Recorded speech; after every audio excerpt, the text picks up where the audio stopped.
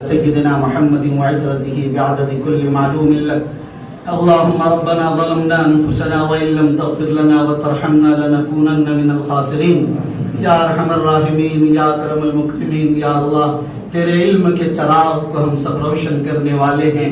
اللہ اس چراغ کی روشنی کو مدھم مت ہونے دیجئے.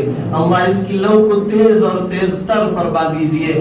یا اللہ ان آندھی اور طوفانوں کے رخ کو موڑ دیجئے. اللہ مشکل حالات سے اللہ آپ ہی یسر و آسانی پیدا کرنے والے ہیں. اللہ دشواریاں ہم پر بہت آ رہی ہیں. اللہ آسانیوں کی چراغ کے جلنے کے انتظار میں پوری امت ہے. اللہ ہم سب پر رحم و کرم کا معاملہ فرما دیجئے. اللہ ہندوستان کے مدارس کو محفوظ فرما دیجئے. اللہ اسے باوقار بنا دیجئے، باکردار بنا دیجئے. اللہ ہمارے طلباء اور فضلہ کو ہمت و حوصلہ عطا فرما دیجئے. یا اللہ انہیں باصلاحیت بنائیے. اللہ ان میں صلاح و فلاح اور تقوی و پرہیزگاری سے نواز دیجئے. یا ارحم الراحمین، یا اکرم المکرمین، اس ملک کی حفاظت فرما. یا اللہ اس ملک کی حفاظت فرما، امن اور شانتی عطا فرما.